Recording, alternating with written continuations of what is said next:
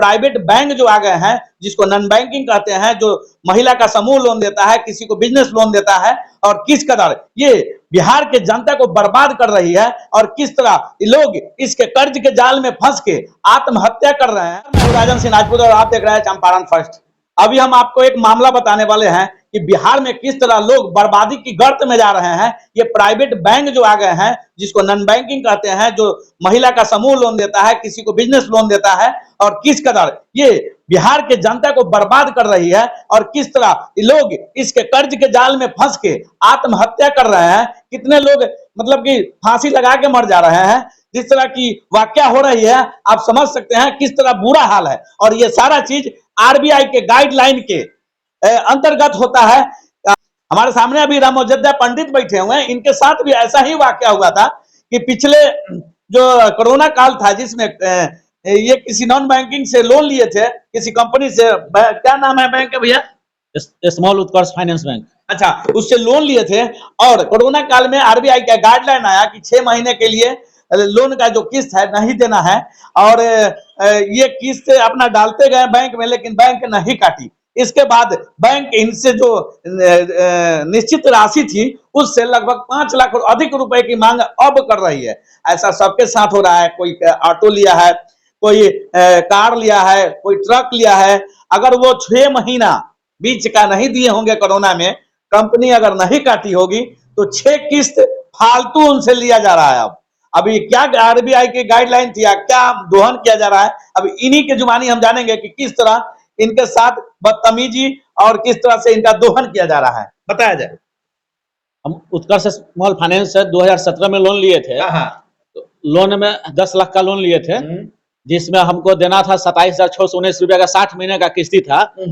तो कोरोना काल में 6 महीना नहीं जमा हुआ, उसके एवज में हमसे 4 लाख रुपया नाजायज मांगा जा रहा है। अच्छा।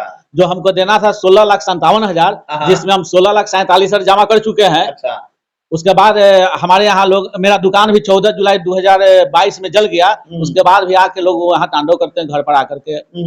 बैंक गए समझने के लिए, गाली गलौज करके गर्दन में हाथ देकर बाहर कर दिया बैंक से, जाओ तुमको इतना देना पड़ेगा। 3,98,000 रुपया अभी तुमको जमा करना पड़ेगा, नहीं तो घर नीलाम कर देंगे। तो किस एवज में घर नीलाम करेंगे? कि तुम्हारा प्रॉपर्टी अगेंस्ट लोन है, तुम जमा नहीं करेगा 4 लाख रुपया, तो हम तुम्हारा घर नीलाम कर देंगे। अच्छा, कितने दिनों की देरी हुई थी आपका लोन देने में? कोई अपने मर्जी से लेट किया था उसमें? हाँ, अपने मर्जी से 6 महीना का टाइम दिया था कि 6 महीना में कोरोना में जमा नहीं करना है, आरबीआई का गाइडलाइंस है। अच्छा, ये कौन बताया था आपको? ये बैंक का स्टाफ बताया था। बैंक का स्टाफ बताया था। आपने तो अपना पैसा देने के लिए उनको बुला रहे थे। अपना पैसा हर महीने जो किस्ती आया, वो कोरोना काल के बाद पहले दे रहे थे 27,619 रुपया। अच्छा। और कोरोना काल के बाद 28,150 रुपया जमा किए। 1,000 फालतू देने लगे। 1,000 फालतू। मतलब कहीं ना कहीं जो आपका 6 महीना का डिटेन हुआ था, तो 1,000 रुपया हर किस्त में वो आपको लेते गए सूद के रूप में। जी हाँ, और हम 30,000 कभी 32,000 ऐसे करके जमा किए।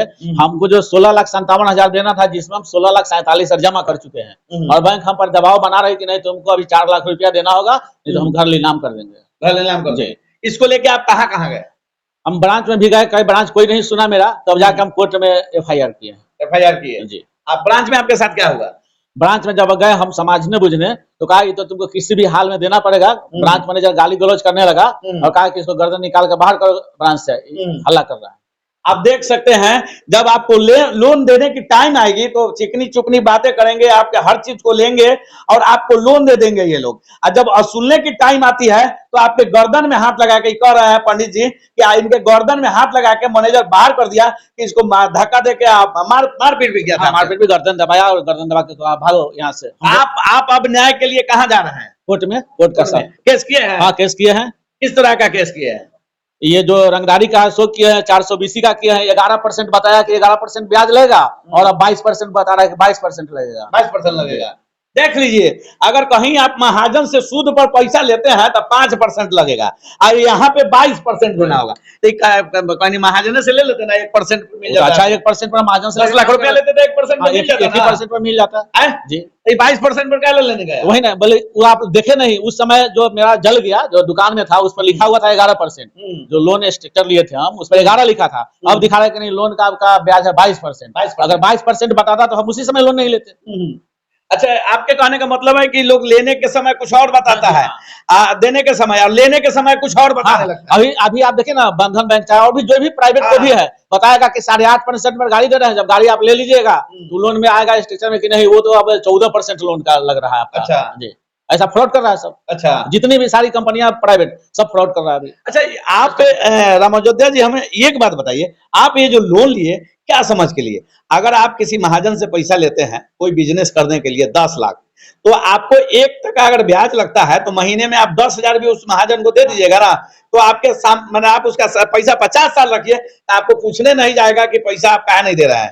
ठीक है, और आप यही छोटे छोटे जो कंपनी है, फाइनेंशियल कंपनी जो होती है फाइनेंस, इनसे आप लोन लेते हैं तो आप मूलधन के साथ सूद भी देते हैं, जो आप अगर कहीं ना कहीं कैलकुलेट कीजिएगा तो 50% आपका ब्याज पड़ जाएगा, क्योंकि आपने उनका पैसा रखा कहाँ, आज अगर लिया अगले महीने से तो आपको तो हर महीने उनका सूद और मूल दोनों दे रहे हैं।